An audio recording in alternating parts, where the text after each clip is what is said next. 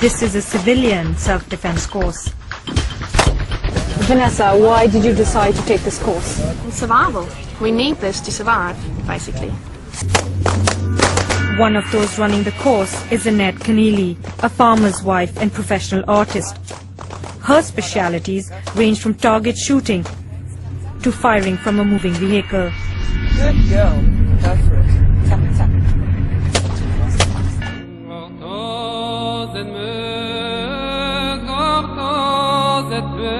This man was tortured for 8 hours, bits of his body were cut off, and I think he was eventually wrapped in plastic and burnt. This is a 6-month-old baby girl that was covered in newspaper and burnt in a farm attack.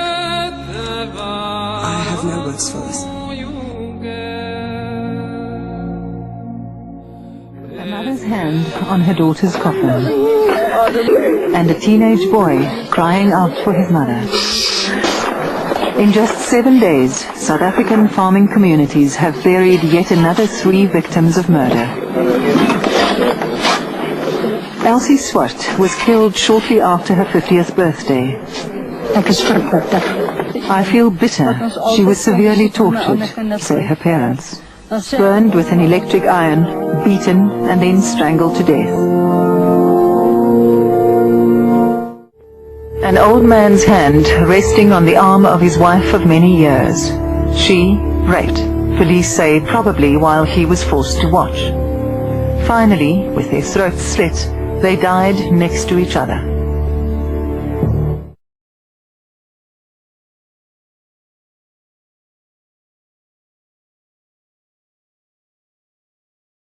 Members of the South African Police Service are also struggling to deal with the senseless killings. What awaits them on a call-out is usually a scene of indescribable brutality.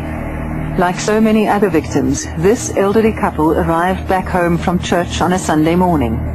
In a macabre display, the killers left their Bibles displayed on the bodies. In an outside room, a third member of the family was tied up with wire, then tortured and killed. The murder rate of the farmers, Boer farmers, is about 4 times as high as it is for the rest of the population.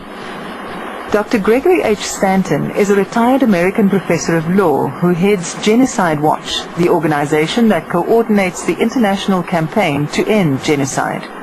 He believes that apart from crime, there is also another motive.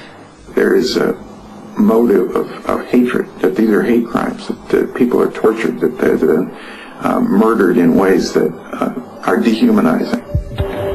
Not only does Stanton believe farm murders are hate crimes, but he has also recently warned the world that the white farmers in South Africa could be facing genocide. Beatrice Freitas is the survivor of 2 farm attacks. 6 years ago, she arrived home after sunset and was overpowered as she parked her car. As I turned, I just felt his hand on my neck. And so when I looked, there were 4 guys like this.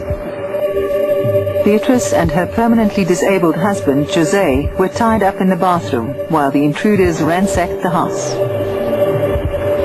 Then after a while, they got me out and they left my husband locked in there. Yeah, and that's where 2 of them raped me. But the rape was only the start of her nightmare.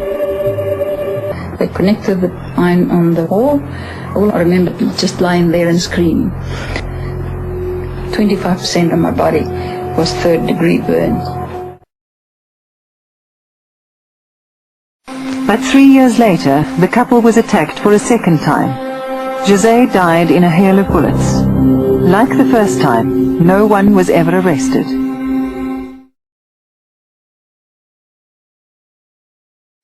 Courtney Ellerbeck became South Africa's youngest crime victim when she was hit by a carjacker's bullet. She hadn't even been born.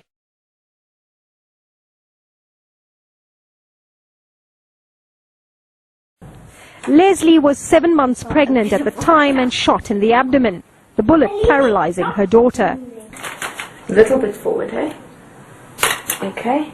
It's painful and she's afraid of falling, but Courtney is determined to walk. anything's possible. And never Never to what? Never to what? never give Never give up. up. Yeah, never give up. Push up. A mother hopes her child will one day walk again.